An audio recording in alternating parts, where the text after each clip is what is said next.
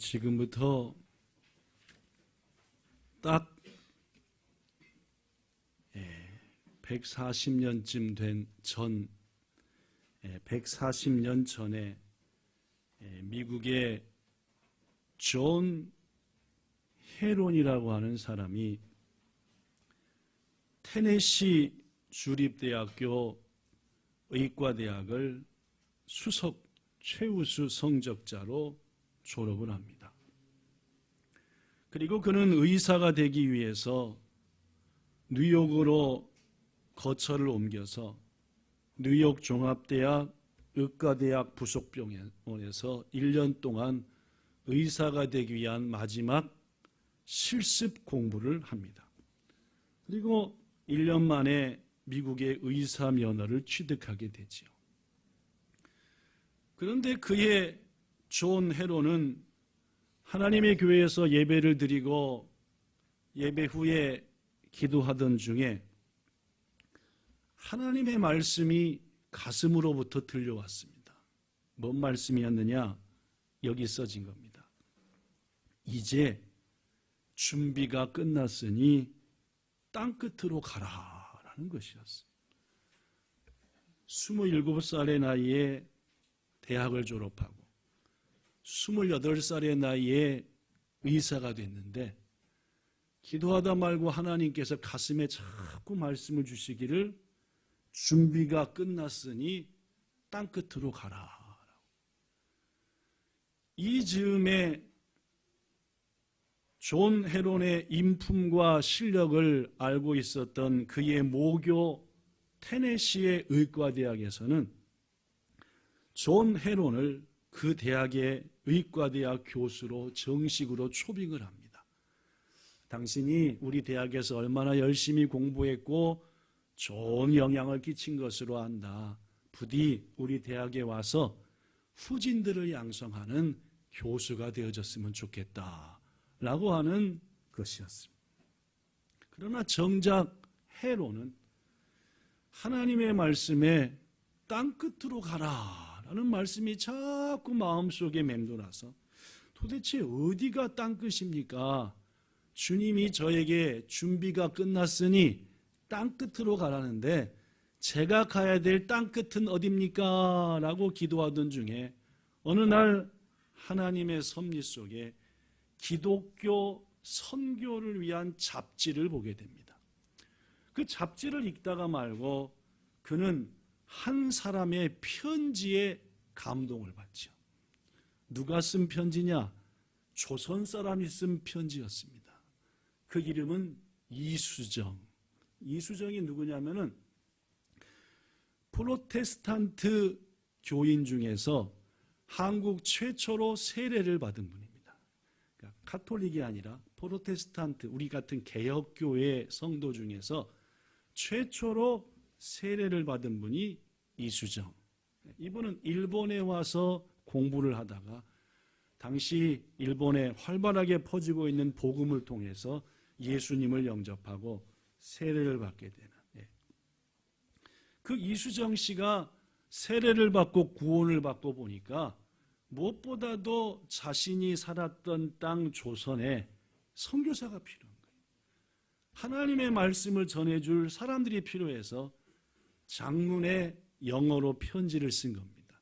근데 그 편지가 어디에 실린 거예요? 미국의 한 선교를 위한 잡지에 실렸고 헤론이 제가 갈 땅끝이 어디입니까? 라고 기도하다 말고 잡지를 보게 되었고 하나님이 내게 가라 하신 땅끝은 어디다? 조선 땅이다 라고 믿고 곧바로 미국 북장로교 선교부를 찾아가서 여차저차해서 제가 하나님의 말씀을 마음에 받게 되었고 내게 주신 땅끝은 조선이라고 믿습니다. 저를 조선으로 보내주세요. 그리고 그 즈음에 헤론은 사랑하며 교제했던 귀한 아내, 이름은 해티라는 아내, 아가씨인데 그와 결혼해서 가정도 꾸미게 됩니다. 이에 미국 북장로교 선교부는 헤론 부부에게 선교사 훈련을 곧바로 시행했고 1884년 4월 그 헤론 부부를 미국 장로교 선교사로 임명한 후 먼저 일본으로 보내게 됩니다.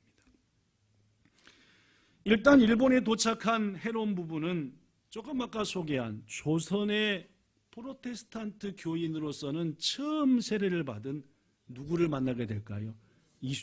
뭐를 쓴?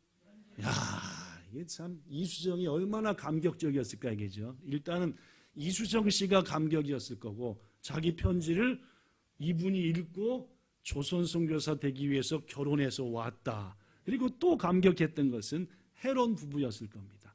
이분이 바로 편지를 써서 하나님이 날 이곳으로 부른 자구나. 헤론 부부는 1년 동안 일본에 머물렀습니다. 그래서 이수정을 통해서 조선어 그리고 조선의 문화 여러 가지 필요한 것들 특히 성경을 번역하는 등등등을 준비해서 1년 동안 열심히 준비했고 드디어 1885년 6월 21일 인천의 제물포로 도착하게 되죠. 존 헤론의 나이 그때가 29살이었습니다. 조선에 도착한 헤론은 먼저 와 있던 의로 선교사인 알렌, 이 알렌이 한 일은 뭐냐면은 한국의 최초로 근대식 서양병원을 지은 사람이 알렌입니다.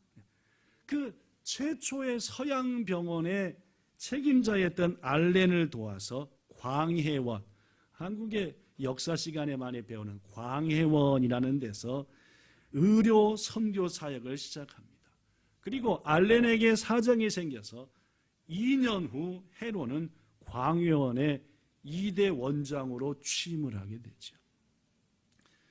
지난 2년 동안 광해원에서 사람들을 섬기며 복음을 전하면서 헤론이 느낀 게 있었습니다. 이 광해원은 왕과 왕족과 양반들만을 위한 병원이구나. 이 사람들은 나름대로 이런저런 치료를 다 받을 수 있는데 굳이 여기까지 오지 않아도 될 텐데 치료를 받지 못하는 조선의 일반 백성들이 치료받는 병원으로 바꿔야 되지 않겠냐 해서 광해원을 제중원이라는 것으로 명칭을 바꾸게 되고 일반 백성들이 와서 마음껏 의료 혜택을 누릴 수 있도록 한 것이 이 헤론 선교사의 매우 귀중한 역할이었습니다.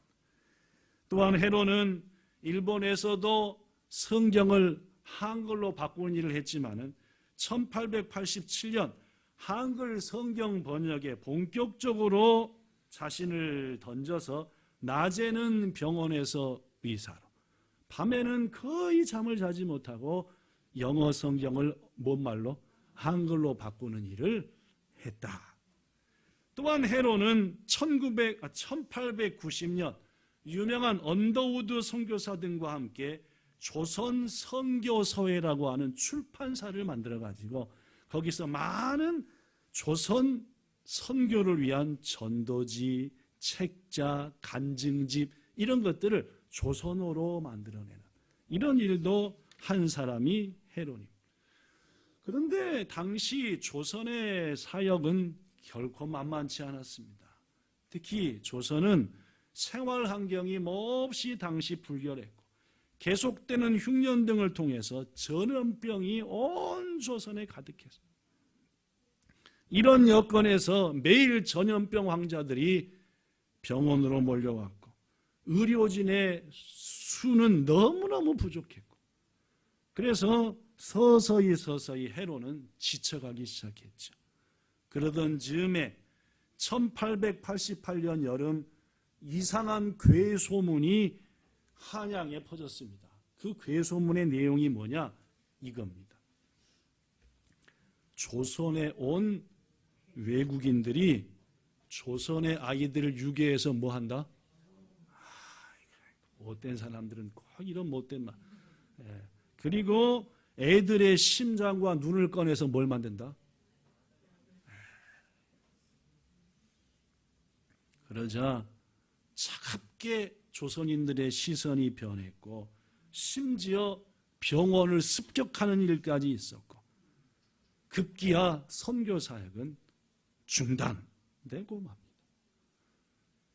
1888년 7월 헤롯은 헤티 부인을 통해서 두 번째 딸 제시를 얻습니다.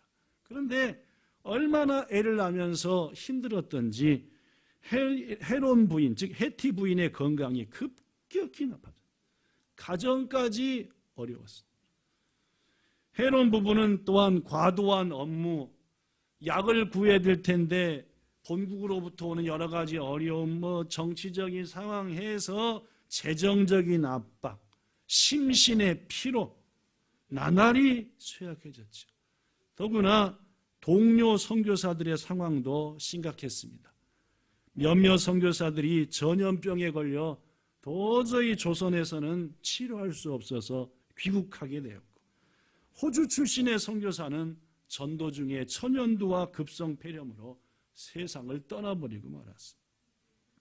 이런 어려운 상황 속에서도 헤롯 부부의 마음을 붙들고 있었던 것은 그가 꿈꾸는 세상이었습니다. 조선에 임할 아름다운 하나님의 나라. 언젠가 이 조선 땅에 거리거리마다 찬송이 울려 퍼지고 주일마다 예배하며 하나님의 백성들이 기뻐 춤추는 그날이 꼭 올 것이고, 나는 그 일을 위해서, 우리 부부는, 우리의 자녀는 이 일을 위해서 하나님이 땅끝인 이곳으로 보내셨다라고. 1890년 7월 헤롯 선교사는 지칠 대로 지쳐 다른 선교사 가족들과 남한산성에서 잠깐 휴식을 취하고 있었습니다. 그러나 그 가운데도 제중원에는 수없이 환자들이 몰려온다는 소식이 헤롯에게 들려왔고, 헤롯은 지치고 지친 몸을 이끌고 다시 한양으로 돌아와 그 사역을 감당하다가 세균성 전염병인 이질이라는 것에 걸리고 맙니다. 그럼에도 불구하고 그는 밤낮을 가리지 않고 조선의 환자들을 섬겼고 결국 죽음을 맞이하게 되죠. 30대 중반의 헤롯 선교사에게는 골고다 예수님처럼 남은 힘이 없었던 것 같습니다. 모든 걸 쏟아냈기에 그에게는 조금도 기력이 남아있지 않았다는 거예요. 그는 마지막으로 남은 힘을 모아 자신의 주위에 둘러선 조선의 친구들에게 이런 유언을 남겼다고 합니다. 여러분, 예수님을 꼭 믿으십시오. 예수님은 여러분을 사랑하십니다. 우리 꼭 천국에서 만납시다 하고 하나님의 품에 안겼답니다. 1890년 7월 26일 무더웠던 날의 얘기라고 합니다. 5년간 잠시의 쉼도 없이 조선인들을 사랑하며 섬겼던 존 헤롯은 34살의 젊은 나이로 하나님의 품에 안겼죠. 헤롯을 가까이서 지켜봤던 조선의 황제였던 고종은 서울에 있는 양화진의 땅을 서양인의 묘지로 하사합니다. 우리나라에 서양인들이 와서 이렇듯 헌신하는데 그들이 이렇게 죽었는데 그들이 묻힐 땅이 있어야 되지 않겠냐 해서 양화진이라고 합니다. 그래서 헤롯은 양화진에 있는 외국인 선교사 묘지에 묻힌 첫 번째 외국인 선교사가 된 분으로, 여러분에겐 처음 소개했지만 교회사에서는, 한국 교회사에서는 매우 유명하신 존 헤롯을 여러분에게 소개했습니다. 그분의 묘지에는 이런 글이 있습니다. The Son of God loved me and gave himself for me라고 하는, 일본어로는 카미노코와 와타시오 아이시 와타시노 타메니 치분 오 사사겠다라고 하는, 하나님의 아들이 나를 사랑하셨고 나를 위해 자신을 주셨는데 내가 이렇게 나 자신을 하나님이 사랑하는 조선 사람을 위해서 주는 것은 너무너무 귀한 일이 아닌가라고 하는. 한편 남편의 죽음 후에 자녀들과 남은 부인 헤티 헤로는 남편이 살아간 땅, 살아간 사람들을 내가 어찌 등질 수 있느냐 하고 남아서 약한 몸으로도 끝까지 여인들에게 아이들에게 하나님의 말씀을 가르쳤고 그 또한 결핵으로 세상을 떠나서 남편 옆에 안장되고 맙니다. 사랑하는 여러분, 오늘날 한국이라고 하는 나라가 미국에 이어서 세계 두 번째로 많은 선교사들을 파송하고 세계 역사에 유례가 없는 부흥을 경험하고 체험한 것의 배후에는 이렇듯 하나님의 은혜는 물론이거니와 그 은혜로 붙들림을 받은 수많은 사람들의 희생이 있었다는 겁니다. 희생이요. 성도 여러분, 희생에는 반드시 귀한 열매가 맺혀지는 것 믿습니다. 오늘은 희생에 대한 얘기를 조금 하겠습니다. 희생이 뭔 뜻입니까? 희생이 뭐이지요? 자, 일본어 사전에는 이렇게 기록이 되어 있었습니다. 일본어 사전의 희생. 다른 사람이나 어떤 일을 위해서 생명 혹은 명예, 자신의 이익 버리는 것. 이게 희생이다. 한글 사전에는 이렇게 써졌습니다. 다른 사람이나 어떤 목적을 위해 자신이나 가진 것 등을 바치거나 포기하는 것. 이게 희생이다. 누군가를 위해서, 어떤 일을 위해서 자기를 버리거나 자기 것을 포기해버리는 게 희생이다. 저는 지난 3월 마지막 주일에 졸업 예배 때 한 할아버지를 소개했었습니다. 그분은 78살의 나이에 일본 정부로부터 뭘 받았습니까? 훈장을 받았습니다. 그냥 훈장도 아니고 국가 훈장입니다. 임금님이 직접 주는 훈장을 받았다는 얘기죠. 왜 받았다 했죠? 그의 아들의 희생 때문이었습니다. 그의 아들 이수연 씨가 신옥구보역에서 선로에 떨어진 사람을 건져내기 위해서 뛰어들었죠. 물론 소기의 목적은 달성했지만 자기는 죽고 말았습니다. 그때 소개한 대로 이 사실이 매스컴을 통해서 온 일본에 퍼졌어요. 저도 매일 일본에 와서부터 신문을 봤으니까 그때 그 신문을 자세히 읽었습니다.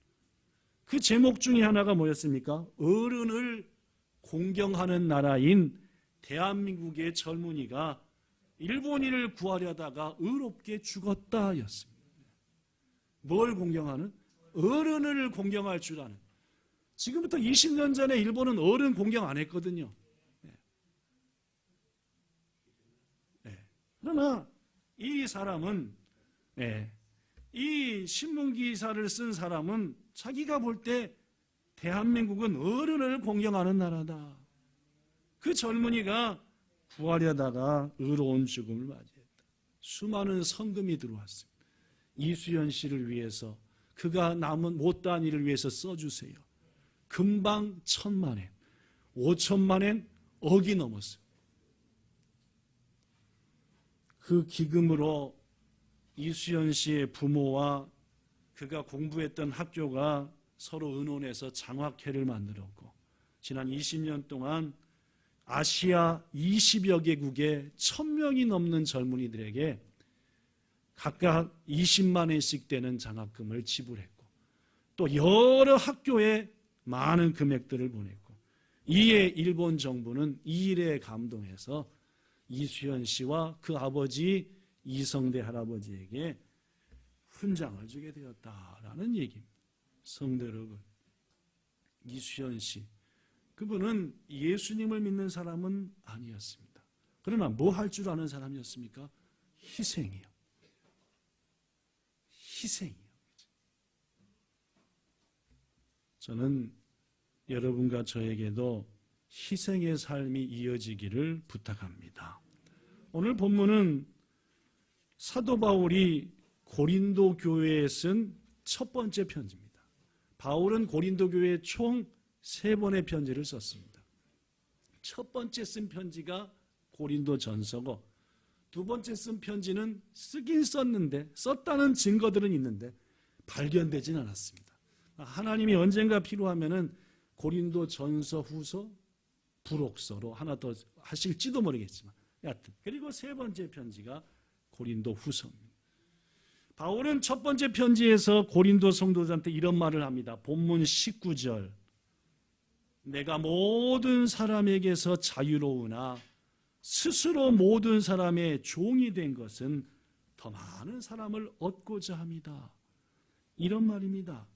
나는 누구에게도 얽매일 필요도 없고 얽매일 필요 없는 자유로운 사람입니다. 그러나 예수님께 많은 사람, 아니 단 한 사람이라도 예수님께 인도하기 위해서 나는 스스로 뭐가 되렵니다? 종이 될 것이고 이제까지 종처럼 살았습니다. 이게 희생. 한 사람이라도 예수님께 인도하기 위해서 나의 모든 자유를 내가 포기하고 스스로 종처럼 섬기며 살겠습니다. 성도 여러분, 바울은 본문 20절 이하에서 희생의 삶의 예를 구체적으로 말합니다. 20절, 유대인들에게 내가 유대인과 같이 되어준 것은 유대인들 중에 얼마나 하나님께 인도하고자 합니다. 율법 없이 사는 사람들에게 내가 율법 없는 자처럼 했던 것은 그 중에 하나라도 주님께 인도하기. 법 없는 자, 지혜롭지 못한 자, 연약한 자, 이들을 오히려 섬기며 높이며 내 모든 것을 희생했던 것은 그 중에서라도 하나님께 인도하기 위함이었다라고 말합니다. 성도 여러분, 이 땅 일본에 사는 천하보다 귀한 한 생명 한 생명을 하나님께로 인도하라고 우리가 이곳에 있습니다. 이 땅의 사람들을 위해서 바울처럼 해로운 선교사 부부처럼 희생하여 그 희생의 열매를 통해 주님을 기쁘게 하라고 여러분과 저가 이 땅에 존재하는 이유다라는 말입니다.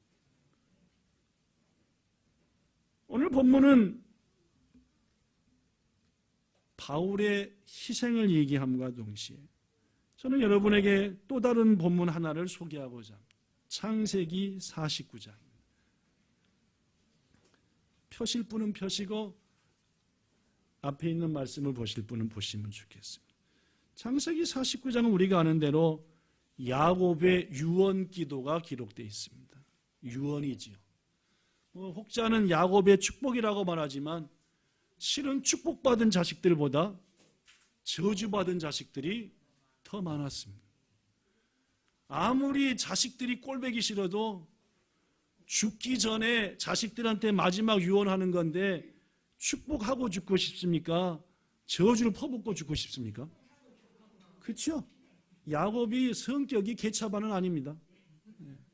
좀 남을 속여 먹어서 그렇지 정도 많은 사람인데 야곱은 죽으면서 더 많은 아들에게 축복하지 못했습니다. 심지어 저주까지 했죠. 이유가 뭡니까? 개인적인 마음으로 하지 않고 하나님의 성령에 붙들려서 유언을 했기 때문에 그랬습니다. 그런 겁니다. 그래서 우리는 창세기 49장의 야곱의 유언이 하나님의 뜻임을 분명히 압니다. 첫 번째 아들 루벤을 위해서 기도합니다. 3절, 루벤아, 넌 내 장남이요 내 능력이요 내 기력의 시작이다. 위풍이 월등하고 권능이 탁월하구나. 그러나 4절, 너는 물이 끓는 것처럼 네 마음의 정욕이 막 끌어올릴 때에 그것을 잠재우지 못했으니 너는 탁월한 인생은 되지 못할 것이다. 더구나 네가 네 아버지인 내 침상에 올라 더럽혔구나. 그가 내 침상에 올랐구나라고. 그렇죠? 루벤이 한 악행은 아버지의 부인을 육체적 관계를 맺었다. 아버지의 부인과 육체적인 관계를 맺었다는 겁니다. 말도 안 되는 일이죠. 있어서도 안 된 일입니다. 다음으로 야곱은 둘째 아들 시몬과 셋째 아들 레이를 위해서 기도합니다. 5절, 시몬과 레이는 형제여 한 배 속에서 나온 사람입니다. 그렇죠? 이어서 그들이 가진 칼은 폭력의 도구다. 칼이 좋은 데 써야 되는데 폭력과 나쁜 짓 하는 데 써먹었다는 말입니다. 내 영혼아 저 둘의 모의에 상관하지 마라. 내 영광아 저들이 모이는 자리에 참여하지 말라.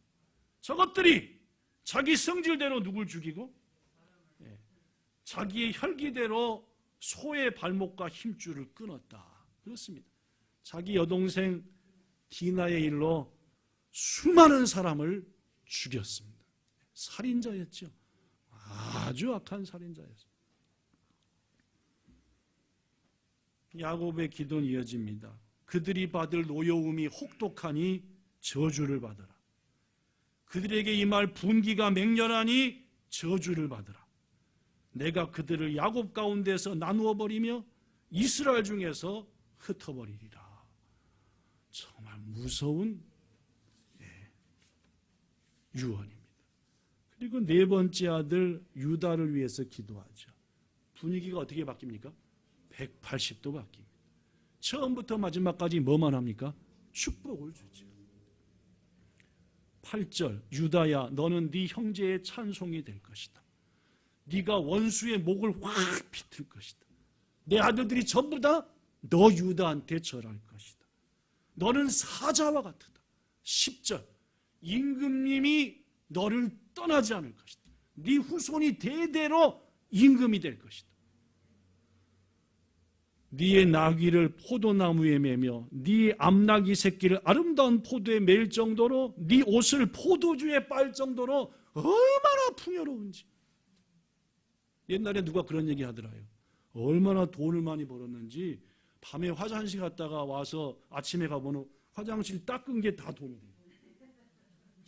어떤 사람이 저한테 그렇게 돈 자랑을 하시더라고요.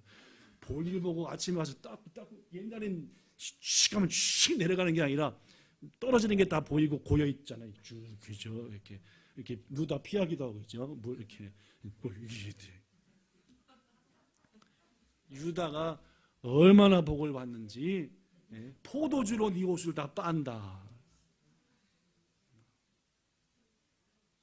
유다가 받은 약속은 복에 대한 놀랍습니다. 여러분, 유다가 그렇게 복 받을 만한 사람인가요? 그에게는 치명적인 약점이 있었습니다. 루벤이 아버지의 부인을 해서 육체적 관계를 맺었다 한다면은 유다는 누구의 그죠? 며느리와 육체적 관계를 가졌습니다. 여러분, 시아버지가 이건 물론 속여서 된 일이지만은 이건 말도 안 되는 죄. 더구나 이런 무지막지한 죄를 지었는데 창세기를 막 돋보기를 쓰고 현미경까지 들이봐도 유다가 회개한 장면은 나타나지 않습니다. 통회하지 않았습니다. 그렇다면 여러분, 루벤이나 유다나 도찐 개찐이거든요. 그럼에도 불구하고 하나님은 유다에게 놀라운 복을 약속하셨고, 다윗 왕이 유다 후손, 솔로몬이 유다 후손, 성전을 재건한 스룹바벨이 유다 후손, 그리고 예수님이 이 땅에 오기에 결정적인 역할을 한 마리아도 요셉도 유다의 후손을 통해서 대단한 복을. 그래서 성경학자들과 저도 마찬가지로 이유가 뭘까? 유다 같은 자가 어떻게 이런 은혜를 받을 수 있을까? 그래서 나머지 11와 다 똑같으니까 이런 사람도 있는데 실은 요셉은 그렇지 않았거든요. 요셉은 초지일관 아름다웠습니다. 조금 형들의 잘못을 꽈바친 건 있지만은 어릴 적에 막 그 정도야 뭐. 나를 일로 보낸 것은 형님들이 아니요 하나님이시라. 이 정도 유다가 얘기했으면 우리가 유다가 그럴 만도 해내. 유다는 그런 거 전혀 없어. 그래서 답이 딱 나옵니다. 유다가 이런 복을 받은 것은 순전히 은혜다. 순전히 은혜, 긍휼이다. 그에게 전혀 조건 없다. 그럼에도 불구하고 저와 같은 성경 연구하는 사람은 눈을 휘집어 봅니다. 혹시 좀이라도 유다한테 뭔가 좀 우리가 좀 인정할 만한 게 있지 않는가 찾았습니다. 그게 뭔지 압니까? 유다에게는요, 희생의 마음이 있었어요. 뭐요? 희생이요. 두 번 나옵니다. 첫째, 창세기 43장 8절과 9절에 나오죠. 창세기 43장 8절. 유다가 그의 아버지 야곱에게 이르되 저 아이 베냐민을 나와 함께 보내시면 우리가 쌀 구하러 갈 겁니다. 그러면 우리 아버지도 살고 우리 애들도 살고 우리도 다 살 수 있습니다. 제발 베냐민을 좀 저 애굽으로 데리고 좀 가게 해주세요. 왜 그랬습니까? 처음 먹을 것이 떨어져 가지도 갔을 때에 이런저런 사건이 있었고 그때 애굽의 총리 대신이 얘기했거든요. 다음에 네 동생 안 데리고 오면 아예 뭐도 가져갈 생각을 말아라 라고. 그러니까 이제 잘못한 것도 있고 사연도 있으니까 아버지 이게 또 먹을 거 구하러 가려면은 그 총책임자 대신이 베냐민을 데리고 오랬다니까요. 야 이놈들아, 요셉이 죽은 지가 벌써 몇십 년이고 이제 내가 아끼는 베냐민까지 데려다가 죽이려고 하는 이 나쁜 놈들아, 난 죽어도 못 배운다. 야곱은 베냐민을 뭐 한다 그러고? 못 보내겠다 그러고. 유다와 아들들은 베냐민을 데려가야 뭘 구해온다? 먹을 걸 구해온다. 그때 유다가 아버지한테 한 말입니다. 9절. 아버지, 내가 베냐민을 위하여 담보가 될 터이니까 아버지께서 내 손에서 그를 찾으시면 되겠습니다. 내가 만일 그를 아버지 앞에 데려다가 못 두면은 내가 영원한 주인이 될 겁니다. 난 내 목숨을 모든 걸 걸고 아버지의 아들 베냐민을 지킬 테니까 어떻게든지 보내주세요. 그렇게 해서 간신히 설득해서 아버지의 손으로부터 베냐민을 잡고 나머지 형제들과 애굽의 쌀을 구하러 왔잖아요. 근데 아직 자기 동생 요셉인 줄 모르는 그 총리 대신이 베냐민한테 뭘 씌웁니까? 누명을 씌우죠. 가장 귀한 것을 훔쳐간 도둑놈으로 만들어버립니다. 확 잡아가죠. 창세기 44장 33절입니다. 창세기 44장 43절. 요셉이 물론 자기가 요셉인 걸 밝히지 않고 지엄하게 말하죠. 저놈이 나쁜 놈이니까 내 종으로 삼겠다고 베냐민을 딱 하니까 유다가 일어섭니다. 자초지정을 다 얘기하죠. 우리 아버지에게 이런 아들이 있고 요셉이라는 아들도 있었고 이렇게 해서 요셉을 잃어버렸고 이제 베냐민은 우리 아버지 이스라엘과 목숨이 연결되어 있습니다. 얘를 못 데리고 가라, 얘가 난리가 나면 바로 우리 아버지가 죽습니다.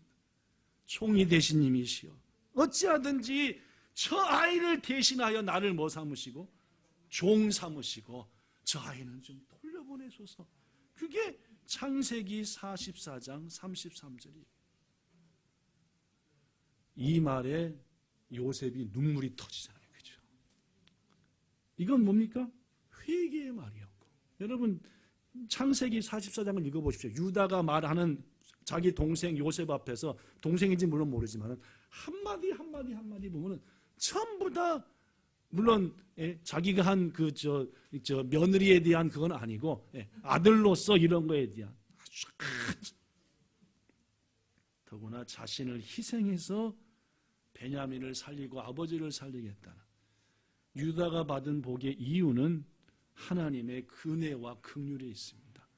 그럼에도 불구하고 그가 한 희생의 마음에 대해서는 우리가 마음에 새게 한다는 것이고 아마도 하나님께서 놀라운 유다에게 복을 주실 때 이 희생의 마음도 제가 볼 땐 조금은 살피시지 않으셨어요. 말씀 마칩니다. 예수님께서 우리에게 이렇게 말씀합니다. 요한복음 12장 24절, 내가 진실로 진실로 너에게 이르노니 한 알의 밀이 땅에 떨어져 죽지 않으면 그대로 있지, 죽으면 많은 열매를 맺느니라. 그리고 예수님이 친히 하나의 밀알 되셨습니다. 세상 어느 종교, 세상 어느 하나님이 부족한 우리를 위해서 대신 죽으십니까? 예수님밖에 없습니다. 코로 우리 기독교는, 아니 예수님을 따르는 우리는 반드시 희생해야 합니다. 희생은 예수 그리스도를 따르는 여러분과 저가 반드시 해야 될 일이다, 그 말이에요. 저는 이 시간 여러분에게 스스로에게 묻습니다. 지금 뭘 희생하고 계십니까? 주를 위해서. 여러분은 지금 한 주간 주님을 위해 뭘 내려놓으셨고 뭘 포기하셨고, 여러분의 뭐를 희생하여 내려놓으셨냐고. 희생은 그리스도인의 의무예요. 희생이야말로 성경 66권에 흐르고 있는 가장 놀라운 하나님의 사랑의 징표예요. 여러분과 저에게 너희 또한 하나님을 사랑한다면은 이 희생의 징표를 보이라, 사랑의 징표를 희생을 통해서 보이라 라는 겁니다. 존 헤론 선교사와 그 아내 해티 헤론, 그분은 희생하려고 온 겁니다. 살려고 온 게 아니라 조선 땅에 죽으려고 왔습니다. 그래서 오늘날에 여러분과 저가 있고 한국 교회가 있는 겁니다. 바울의 희생했기에 고린도 교회와 성도가, 유럽 교회와 성도가, 아시아 교회와 성도가 세워진 겁니다. 유다의 희생이 있으므로 그 가정이 화목을. 성도 여러분, 여러분과 저의 희생이 있어야 일본에 있는 교회와 일본에 있는 영혼들이 하나하나 주님 앞에 섭니다. 아무 희생 없이 공짜로 세워지기를 바라서 우리는 한 영혼도 못 구합니다. 여러분과 우리의 희생이 있어야 우리의 가정과 우리의 가족이, 기업이 주의 은혜로 세워질 수 있는 겁니다. 우리의 희생이 있어야 본향교회가 예수님께 칭찬받는 교회로 세워지는 겁니다.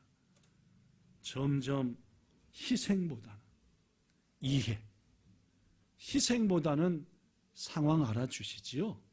라는 시대로 빠져버리고 마는 이 시대입니다. 부디 예수님의 희생, 그를 따르는 자가 해야 될 희생, 그것이 바로 우리가 해야 될 희생임을 알고 이 땅의 영혼을 살리기 위해 우리의 공동체를 더 주님께로 바르게 인도하기 위해서 마음껏 희생하며 올 봄에 희생의 제물로 주 앞에 드려지는 여기 있는 우리 모두 되기를 예수님 이름으로 축복합니다. 기도하겠습니다. 좋으신 하나님, 그저 받아먹기만 하려고 하고 그저 주님으로부터 평강과 은혜와 복만 얻으려고 하는 아직 변화되지 못했던 예수님의 제자와 같은 욕심꾸러기 무리들이 오늘날 교회들에게는 가득합니다. 우리는 어떻습니까, 주님? 우리는 죽고자 예수님을 믿습니까? 살고자 해서 예수님을 믿습니까? 주님이 가신 길도, 주님을 따르는 수많은 역사 속에서의 아름다운 사람들도, 그리고 존 헤론도, 해티 헤론도, 언더우드도, 토마스도, 그 누구도 살려고 주를 따르지는 않았습니다. 이제 우리 차례임을 알게 하시고 이 땅의 영혼들을 위하여 보냄받았음에 이 땅의 영혼을 위해서 희생을 각오하는 여기 있는 모든 성도요, 우리의 자녀요, 가족 되게 하시기를 바라며 예수님 이름으로 기도드리옵나이다. 아멘.